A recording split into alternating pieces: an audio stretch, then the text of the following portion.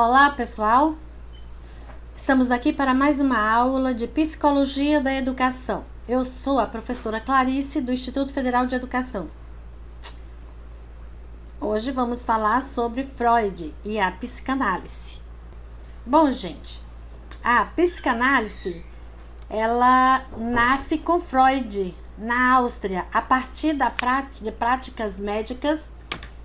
Freud recupera para a psicologia a importância da afetividade e postula o inconsciente como o objeto de estudo, quebrando a tradição da psicologia como ciência da consciência e da razão. Vocês lembram que a gente esteve estudando sobre isso? Pois é. Então, a partir dos estudos da psique humana, ele trabalhou a mente humana no Hospital Geral de Viena. O objeto de estudo.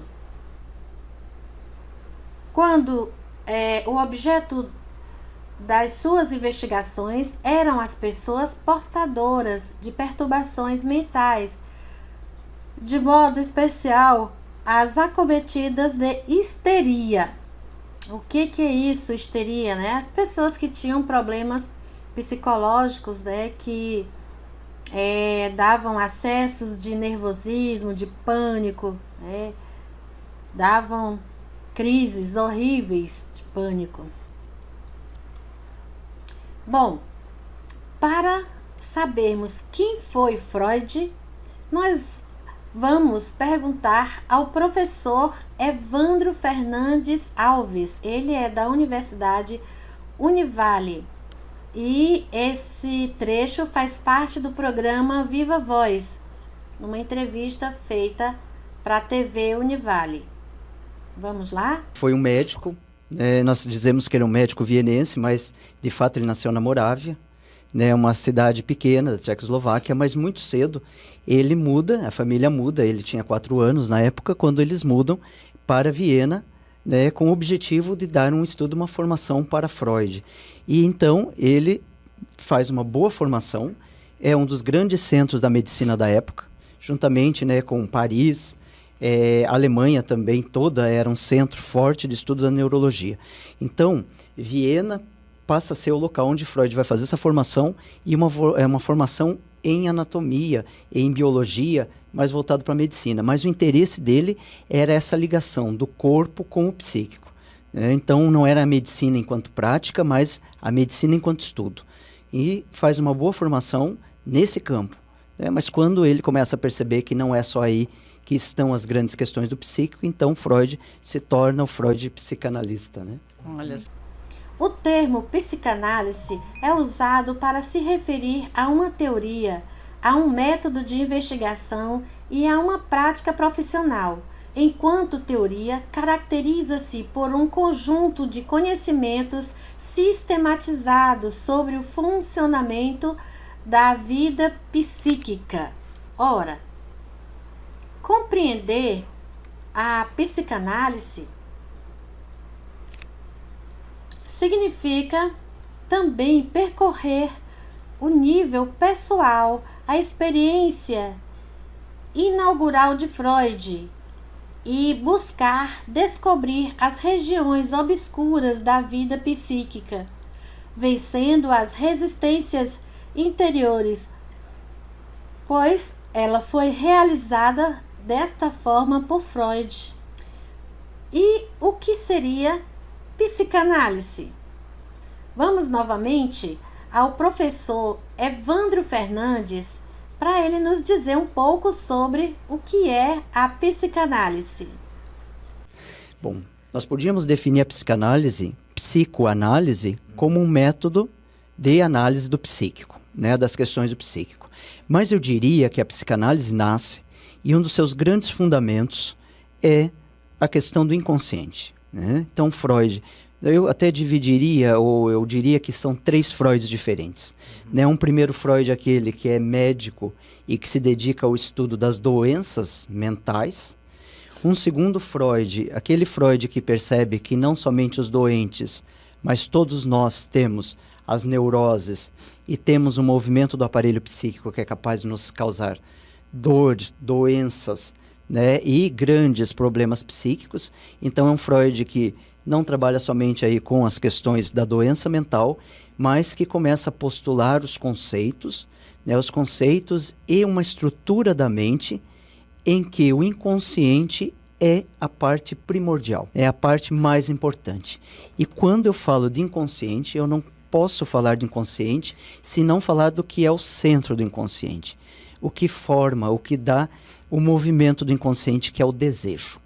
Então Freud, ele descobre que no centro desse inconsciente, que depois na sua reformulação da teoria ele vai chamar de id, o centro do id é formado pelo desejo e todo o problema que o desejo acarreta, todas as suas vantagens, porque uma vida sem desejo é algo, né, um corpo sem desejo é um corpo sem vida. Entretanto, esse desejo cobra um preço. E muitas vezes o preço desse desejo é o sintoma. Mas isso, num grau mais elevado, nós podemos dizer que causa as doenças. Só que todos nós temos esse movimento. Num grau maior ou menor, mas o nosso aparelho psíquico é constituído de uma forma que o desejo é o centro e ele causa, muitas vezes, alguns sintomas. Alguns maiores e outros menores, mas sempre é o desejo que faz esse movimento e que está no centro desse inconsciente. Por que Freud acaba sendo, né, um reformulador de muitas teses, de muitos conceitos e um revolucionário, né? Ele passa a ser um revolucionário porque ele percebe que muitas das nossas atitudes são guiadas por esse desejo e que nós não conseguimos dar conta dele pela consciência. Então isso é muito importante. Ele diz que o centro, né, que a questão importante do humano está nesse lugar que é o inconsciente e que muitas vezes a consciência não dá conta, né, de lidar com esse desejo, né? Então nós não conseguimos, né, pela consciência, dar conta de todas essas questões do desejo e desse movimento que o aparelho faz e que muitas vezes causam esse sintoma. Freud, em sua autobiografia, né, ele afirma que desde o início de sua prática médica usara a hipnose não só com objetivos de sugestão, mas também para obter a história da origem dos sintomas. Posteriormente, ele usa o método catártico. Ele foi trabalhando e modificando, e com isso ele teve a descoberta do inconsciente. Freud perguntava-se qual poderia ser a causa dos pacientes esquecerem tantos fatos de sua vida interior e exterior. Tinham os problemas e ele observou que as doenças mentais eram originadas de certos fatos na infância dos indivíduos, que acontecimentos que aconteciam quando era criança, aquilo influenciava o indivíduo na sua vida adulta.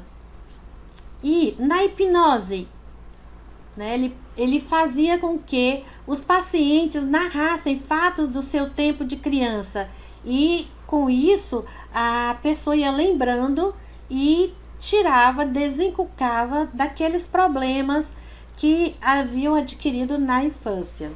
A hipnose, ela é um estado semelhante a um sono profundo no qual o paciente age por sugestão.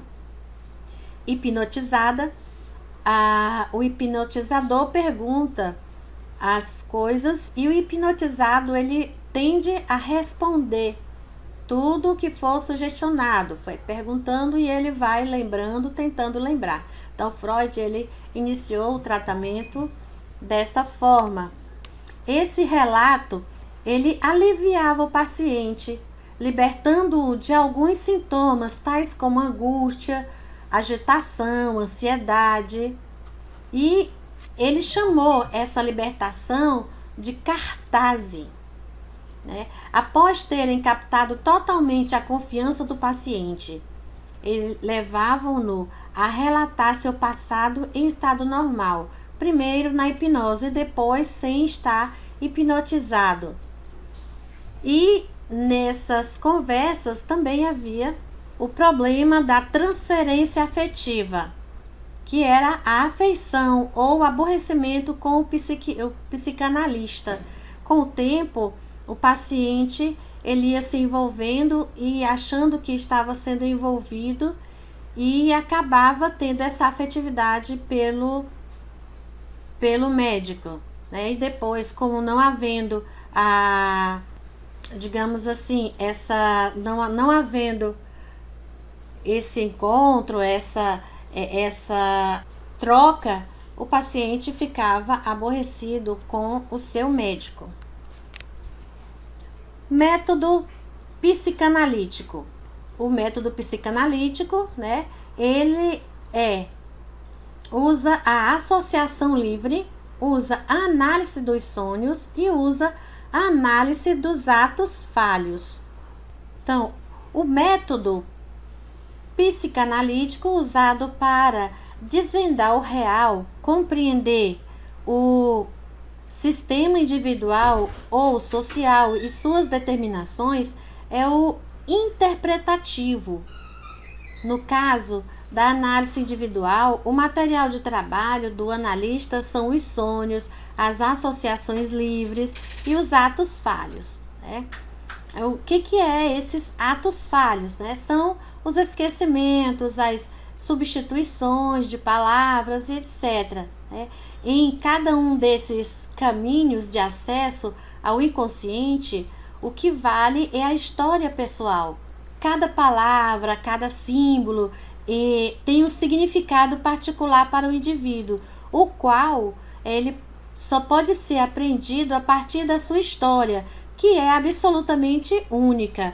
Que a mesma história contada de uma outra pessoa não significa a mesma coisa que contada por outro. Então, cada um tem o seu significado para a sua própria pessoa. A doutrina freudiana. Freud, observando doentes mentais, constatou que a causa da doença mental apresentada pela maioria de seus pacientes era sempre um problema sexual. Observou também que as personalidades normais e chegou à seguinte conclusão, que a base da sua teoria é o comportamento humano é orientado pelo impulso sexual. Freud dá o nome de libido ao impulso sexual. É um impulso fundamental ou a fonte da energia. Para Freud, a busca do prazer é a maneira que temos para dar vazão ao forte impulso sexual que chamamos de libido, né? Conhecemos as regras sociais que permitem e normatizam essa vazão. Nós sabemos em que determinado momento da vida e sentimos presente. Nesse instante, temos consciência da atração sexual por outra pessoa. Entretanto, esse momento não acontece de maneira mágica, mas, como todos os outros fenômenos psicológicos, ela depende de um desenvolvimento e maturação.